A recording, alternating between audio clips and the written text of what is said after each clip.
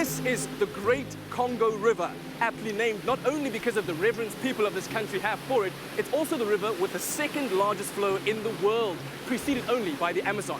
Now it runs through no less than 10 African countries, covering some 4,700 kilometers with depths of up to 220 meters at some points. Now that's why they call it the Great Congo River. Called the Heart of Darkness by writer Joseph Conrad because of its astounding power, the river starts on the peaceful savannas of Lake Tanganyika and runs past Brazzaville. I'm standing on the banks of the Great Congo River, and we were told that we have a boat ride awaiting us this afternoon. They didn't mention that it was a small boat. But yeah, throwing caution to the wind, there's life jackets on board. I can't swim, by the way, just in case you wanted to know. Kgopedi, what are you laughing at? This isn't funny. What were you expecting, a ferry? Yeah, you know, at least... Why? Because, I mean, this is the Great Congo River, the second most powerful river in the world, and we're going to be missioning with a canoe. Tell you what, you're far from home. It's Yeah. not a ship, it's not a ferry, so let's not just do it. All right. Say your prayers. Life jacket, please. I'll life jacket first and then go. Keep going. Check out my colorful deck chair. This is a once-in-a-lifetime experience, cruising the mighty waters and admiring the city from a different angle. Can you believe we're actually racing boats on the Congo River, but our engine's old?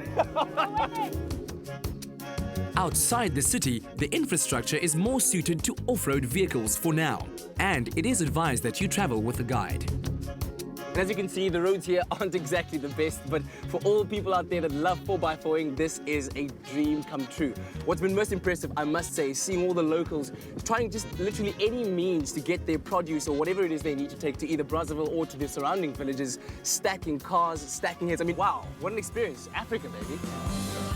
The construction of roads, bridges and schools are moving forward thanks in part to a $1 billion state infrastructure development program implemented a few months ago. So we are now in Mwambe, Lefini, and in order to gain access into the Lefini Nature Reserve, we must come and ask the permission of the chief. Historically, women played a big leadership role as queens and tribe leaders. The village chief in Lefini demands respect. Traditionally in Africa, when you visit somewhere, you have to get permission from the chief. That's why we have come here with this present we have brought to Brazzaville. She will give us access. Yes! Permission granted. And I set off on my second boat adventure. These waters are a lot more tranquil. We are now about 170 kilometers north of Brazzaville. As far back as we can remember, boats have always been used to cross large bodies of water, and I must admit, the one we're in looks rather biblical. Now, in local lingo, it's called a boatu, and it's carved out from the large trunks of trees. And you'll see many of these along the rivers in Congo, as they're used to transport goods and supplies between villages, or sometimes even entertain a tourist like me and help us enjoy, you know, the scenery. Congo is home to lots of natural beauty, including the second largest rainforest in the world, located in the north of the country. That's about 18% of the planet's remaining tropical rainforest. Only the Amazon is bigger. Paul Muyabi from the Ministry of Tourism says a lot is being done to care for the environment. Dear Katlego, this is the Plateau region.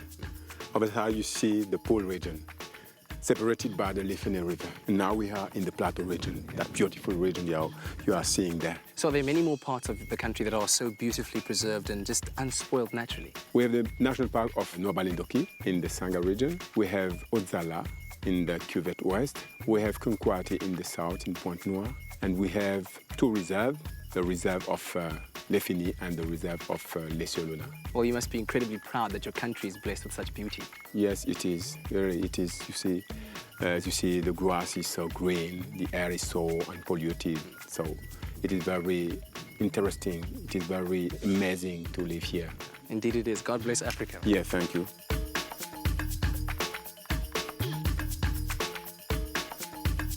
We came across an informal roadside stall. Now, what Jacob serves here, you won't find at any traditional South African butt style. I must say, I've always wanted to try out something local, a local brew. What's this one called? This is palm one. In our language, it is called Nsamba. Nzamba. Yes. Nzamba. It sounds dangerous. Yes, dangerous, but it's a good one, really. Good one. You know, we use it at many occasions. Okay. Wedding celebration, you are recommended to provide at least 10 bottles of Nsamba. Merci beaucoup. Thank you. Merci beaucoup. If you drink 2 glasses, really, you might be really a strong man. Yes. Samba, here Samba, we go. yeah, Let's samba. take it. Cheers, Thank you. Cheers. cheers. Thank you.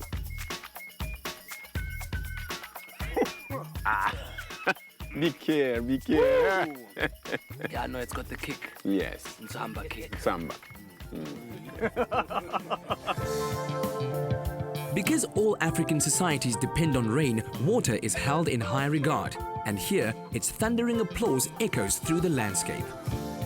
Well, it's taken us a while to get here, but it's all worth it when you're sitting right here on the edge next to the Lefini waterfalls, one of the many tributaries of the mighty Congo River. The amazing thing is, it's about 10 meters down from where I am, but you can still feel the spray as if some huge water-breathing dragon is telling you to go away from its cave.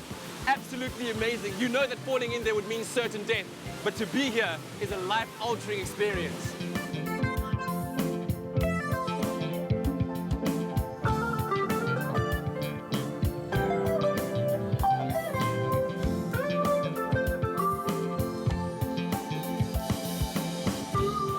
Paul, this is an absolutely amazingly beautiful part of the country. Where exactly are we geographically?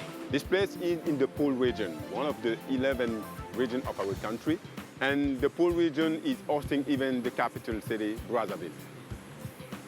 And here is the place where Lefini falls in the River Congo. It is the kind of place that you feel really links you to a greater being, a greater power, your creator, if you will. Yes, we can say that this is the impact of the Creator, really. The Creator has made those stones, you can see, they have blackened for centuries, really. So it is a very, very sign of the Creator, that the Creator has made this place by himself. And I think that people will always come to make the link with the Creator at that place. With my journey nearing its end, I thought on the words of Mark Twain, who said, 22 years from now, you'll be more disappointed by the things you didn't do than the ones you did. So, throw off the bowlines, sail away. This is what Brazzaville was to me, a place where I had the chance to explore, dream, and discover.